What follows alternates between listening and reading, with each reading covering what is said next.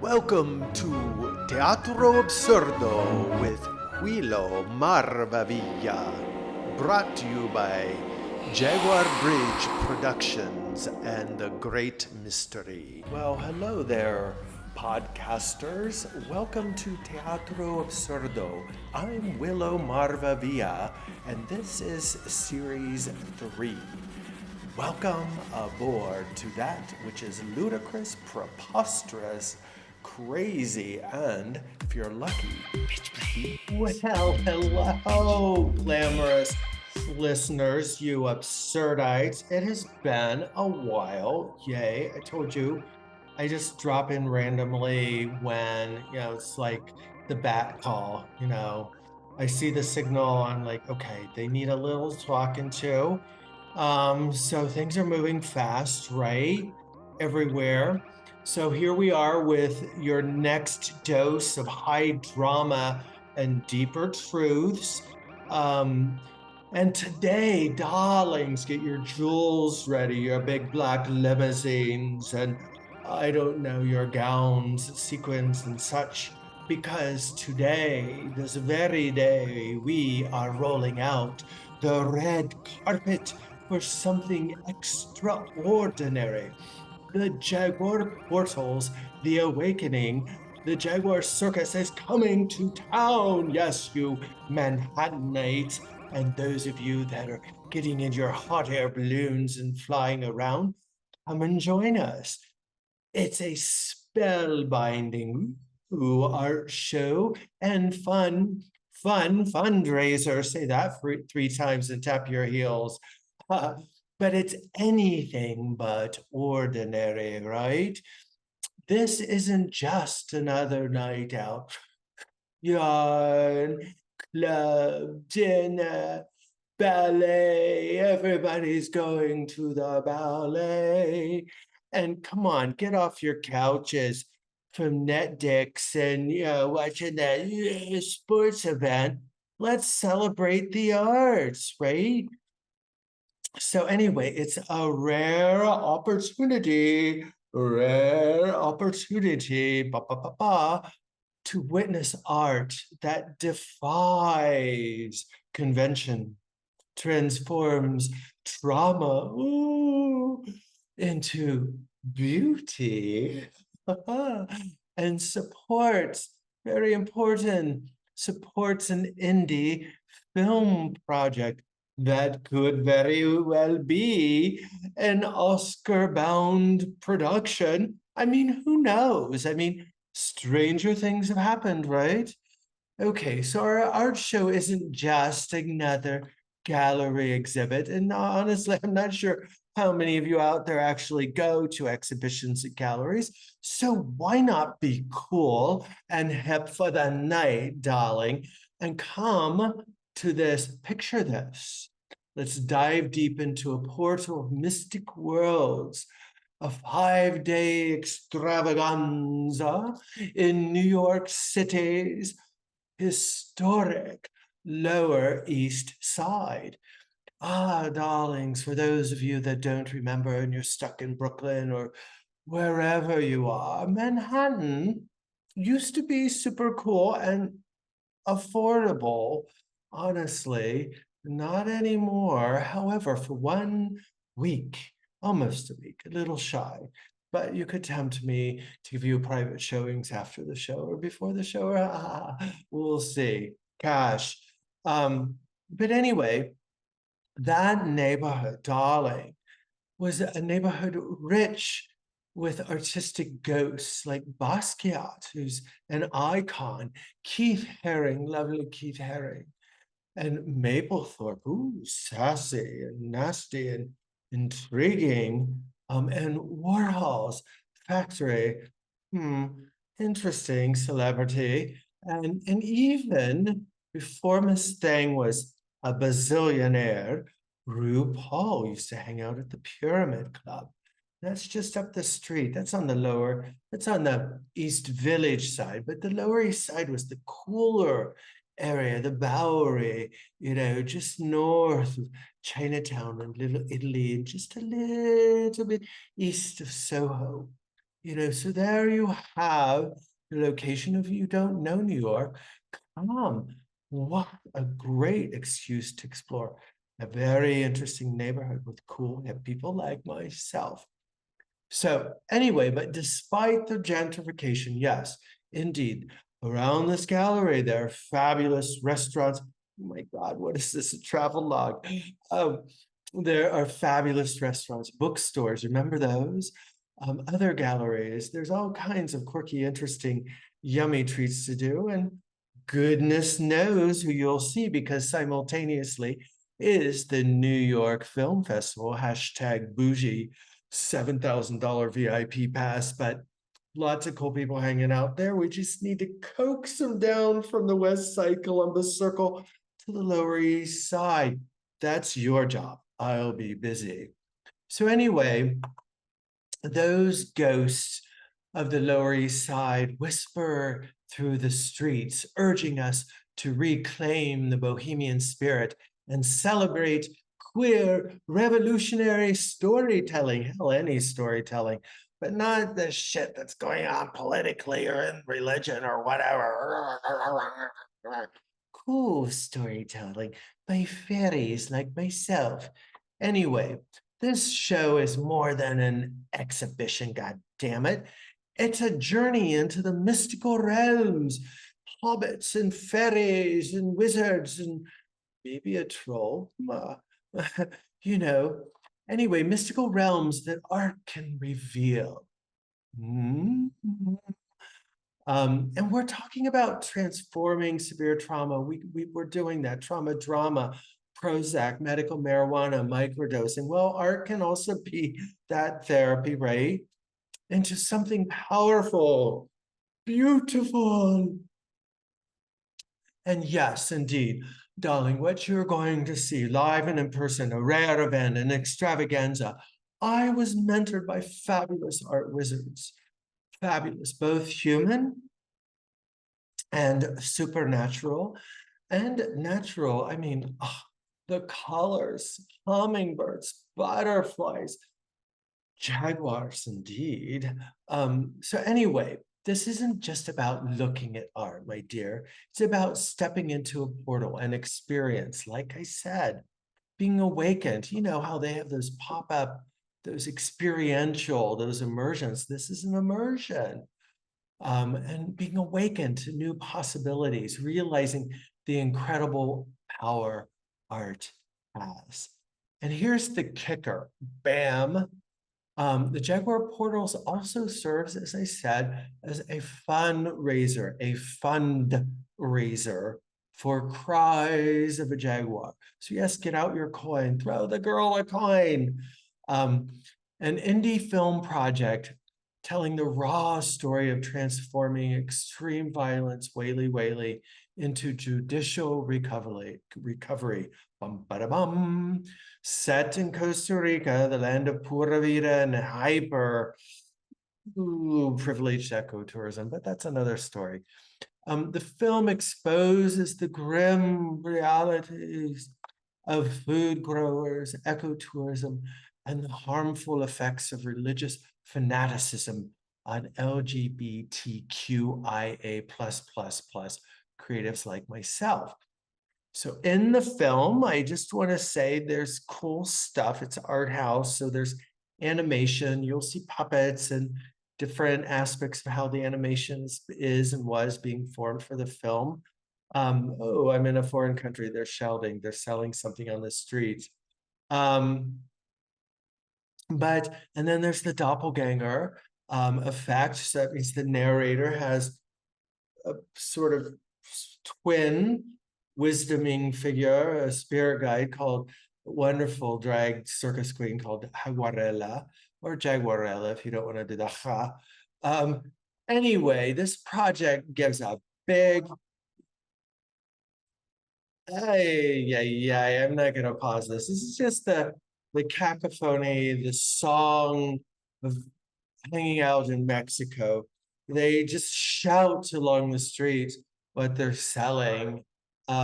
Nothing lyrical about it or tuneful anymore. It used to be with whistles, perhaps a little gesturing song. Now it's just, it's cacophony and desperation. So anyway, blah, blah, blah, I digress. That's okay, this is live. So anyway, this project gives the big middle finger. Not to you guys, my beautiful absurd eyes. Sorry, let me redirect that. I don't know.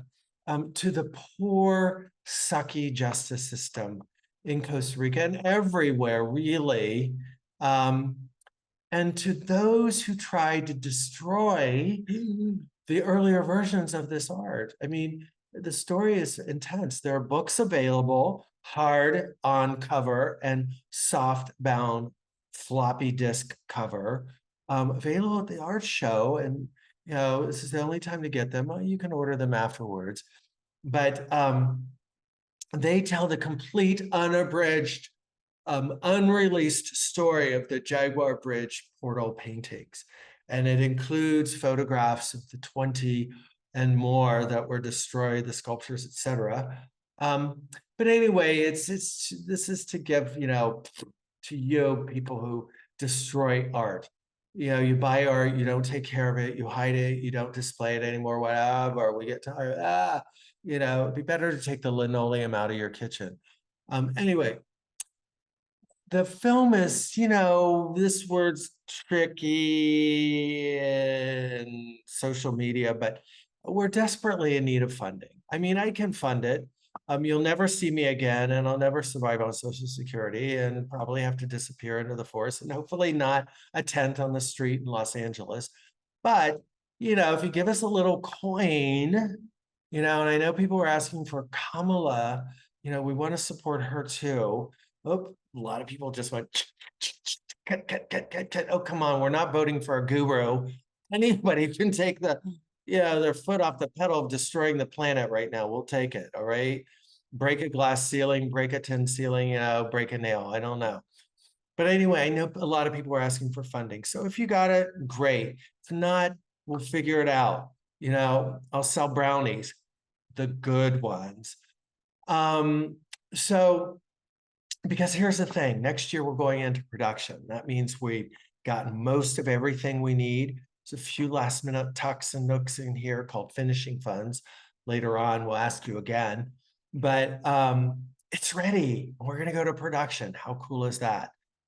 And we're kicking this all off on the iconic Lower East Side to bring back the Bohemia Rhapsody to Manhattan. You know, it's really, you know, this doesn't involve Target or whatever the hell's going on uptown, or South Street Seaport. Stop. Okay, I'm a Manhattanite for years. All right, so now let's dive into the absurdity of art and why it's even more absurd not to engage with it, girls and boys and others. Sure, it's tempting at art gallery openings to rush for the bar, you alcoholics, or snap your fingers for that perfect Instagram pic.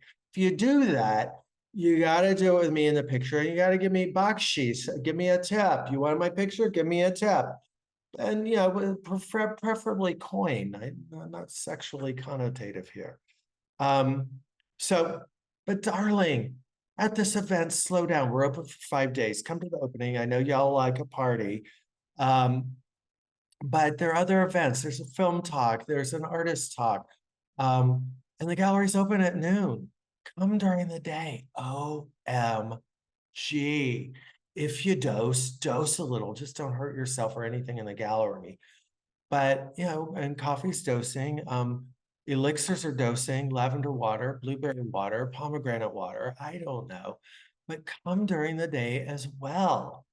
And really walk around with all the, you know, the fun of the opening. I mean, come to the opening because we want the numbers. But honey, this could line up. So get there early. And if you can't get in, what can I say? We're popular.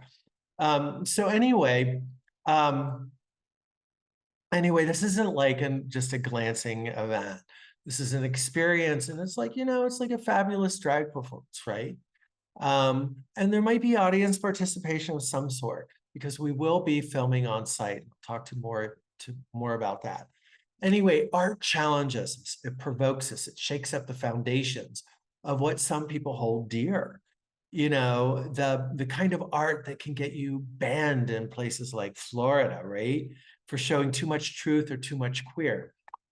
Summoning Tinkerbell and Peter Pan and whoever. I don't know, oh my goodness. But that's precisely why we need art, right? It's for the rebels, the dreamers, the ones who see beyond the surface and are ready to unlock the mysteries of the universe hidden within secret coding of, you know, the Da Vinci Code, right? Da Vinci. Anyway, art isn't something just to be tried to be understood. It's something, like I said, to be experienced. I'm saying that over and over. It's like weird, weird, weird, weird. And we won't go into that. Anyway, symbols in art are like Easter eggs or puzzle pieces hidden in your favorite movie. You know, it's like trying to decipher the lyrics on Spotify. Oops, I gave a little plug there. Give me some money. You know, so you get it, right? There are things hidden in art, and it's really cool. Remember those little magazines in the dental office, those of you that are 100 years old like me, and you had to find the old lady in the tree in the picture or something, in the turtle in the rocks, and oh my God, I love those pictures, and these are like that. And if you have fear about things, it's nothing that you won't see at the Met, you know. And those of you that are fascinated by the mummies, oh my God, it's Dante's Inferno, El Goya, El Greco. Well, I'm El Huilo, you know. So, darling, get your culture hat on. Wear a hat, really. Um, and you know, take some of my predecessors of that area that I grew up with them around me, you know, like Keith Haring, for example. His vibrating symbols on the streets weren't just cute doodles. They were powerful symbols of life, of love, and resistance. Act up, fight back, HIV, right? Haring's work remains a beacon of queer resilience and activism, accessible to anyone who dares to look. I remember his original sketches in the subways, and the smell of urine, and the graffiti, and the newsstands.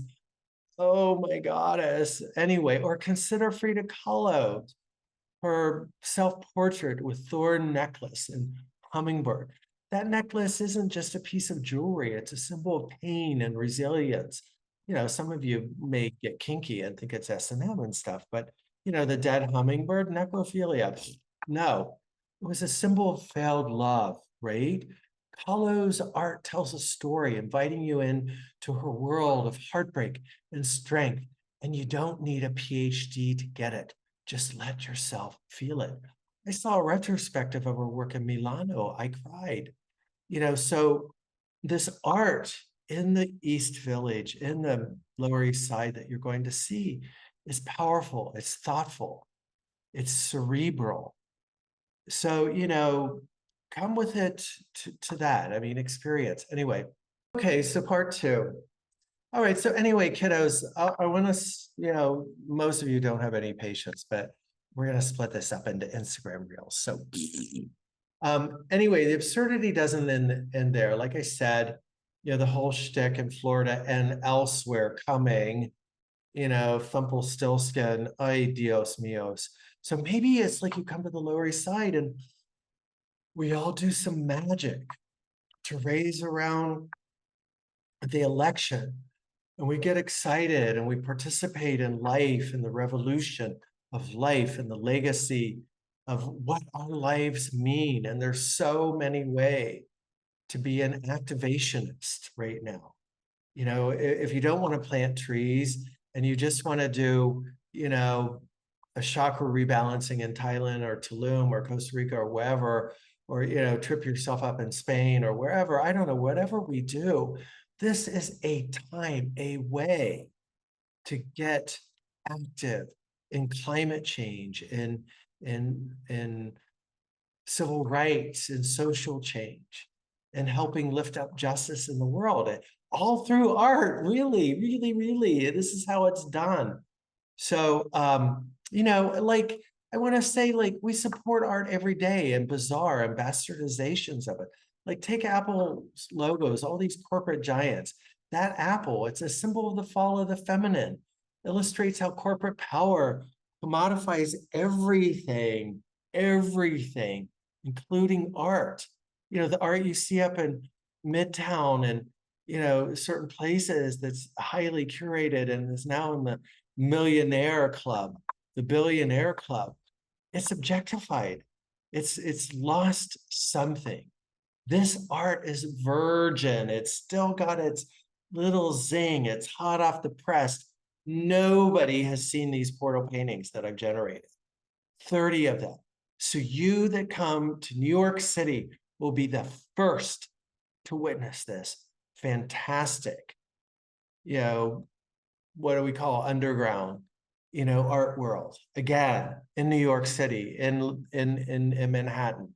So let's do this. And you know, Pinche, Florida, you know, the McDonald's Golden Arches, you know, those are boobs. Everybody knows that. Why aren't those banned? Those people don't pay anybody to their wages, even though it looks like a couple of our presidential and vice presidential elects, I'm already calling them because I'm manifesting them, manifesting them, worked there. So anyway, I digress. So let's finish this up. So the special events include a stellar evening on opening night if you make it, and you get in. Because I can't promise there's going to be room, but come anyway. We'll figure out how to nurture the experience. I don't know. We'll take it out into the streets if we have to afterwards. There's a performance by my beautiful friend and songwriter. We've been collaborating for years. She's written 2 amazing theme songs for the film, Pura Vida, Dura Vida, and Cries of a Jaguar. She is flying in from Italy, from Tuscany, from Lucca, my favorite town, to help us fundraise. And she's composed spectacular new versions of these songs. You know, we're trying to figure out how to do a little sing-alongy because one of them is a little bump and grind and fun song to get your groove going on. And here's the thing, we're going to be creating a soundscape as you walk into the immersive art experience on opening night. You know, so kind of it's going to be ethereal, supernatural, just kind of be a little chilled out and walk around and enjoy each other's presence. And then we'll start to move the energy throughout the evening. The doppelganger will appear and, you know, storytelling about how film is made and how songwriting is this collaboration. I mean, remember, most films are 80% of it is music, and that's what gets your juices flowing and keeps you in that tantric state of wanting more and more and more, you know. So, and Lucia's a part of that, and she knows what she's doing. She's been studying songwriting forever. She's a master at violin. She's a master at guitar and a master at vocals. So you get one chance to see her. So come there and see how music is made for film. We're giving you that golden opportunity. So that's what the fundraising supports her ticket, right? You know, it supports her food, it supports our Airbnb, all these different things that we have to do. And the film is about, I personally am in it. I lost $1 million project, an investment, $1 million value, $600,000 literal cash flow in art and education and regenerative foresting and a medicinal plant research project. It's all gone. And there was no protection in Costa Rica for that. Zero. So imagine everything in Costa Rica is at risk, but we can send a message with this film, Cries of a Jaguar. So I'm getting excited. Oh my God. So this is your chance to be a part of something truly groundbreaking. We can do this. And yes, and there is a follow-up show in Columbus, Ohio after this. I'll tell you more about that. That's October 18th through 20th, a special event location called Bliss in a Bottle. Who doesn't like that? You know, and yeah, we love the Midwest. It's a swing state. So we're going to do whatever we can there to generate. Ooh, we're bringing the cat women. All right. The Jaguar Portals, The Awakening, New York City. So every purchase you make, bring your shows, bring some friends with coin, bring people influential in the media, in museum curating, in film. Don't be shy. Trust the magic. You know, I'm not even gonna say what's the worst that can happen. There's nothing worse. I mean, you're supporting from the ground up. So you're part of amazing, amazing projects again. You know, so every purchase, every donation, every coin, every love, every hug you give helps us stand, all of us, against the mundane, to vote for the queer, the multisexual, you know, reproductive rights, you know, all these things. This is the way we do it. There's so many ways to constantly vote. And if you look at when you come there, whatever you do, it's a prayer. It's a prayer to the universe, you know, and it's revolutionary. I mean, everything we have right now is built on people that got bloody, that wrote stories, that were banned, that were criticized, ostracized. You know, maybe it's why my art hasn't made it into mainstream yet, but we're going to shift that, right? You know, so, you know, help the arts survive, not just, I mean, well, I said that backwards, but help the arts survive, but also doing things like this, help them thrive, right? And remember, when you come and you see symbolic art, it's like a roadmap. We need navigation. So either you're going to have corporate mayhem dictating you every day how to think, how to move, what to do, what to see. Everything you do is dictated by propaganda. So let me be your propagandist. Why not? You know, and also, you know, it's these paintings, they help us look at how to navigate through tough situations. And man, as humanity in a pickle, we are on the edge of the edge of the edge. And those of you with children, grandchildren, come seriously, because they have no future unless we support things like this. So, you know, it's a little intense, but blah, blah, blah. Let my art be your personal therapist, darling. Who doesn't want to sit down and have a conversation with this? Because I have a sense of humor. And yes, the art isn't all serious. It's not all dark or scary like people think. Absolutely not. It's funny. It's trickster. It's absurd. You know, it's sardonic humor. It's all these things. Anyway, it reflects our deepest truths and confronts our fears. It's the court jester. So slow down, linger a little longer, and let yourself wonder. Wow, it seems like a song. Okay, te amo mucho y vamos a hablar pronto. I need to start doing these things in Spanish, and I will next year.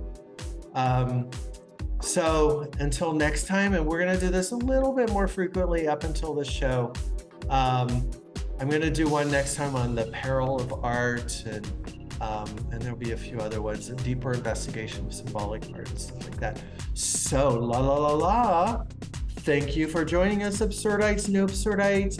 And those of you, we also just did the oral version. So you'll be able to hear this, but you won't be able to see me. But if you want to see me, just drop over to YouTube, blah, blah, blah. Bye-bye.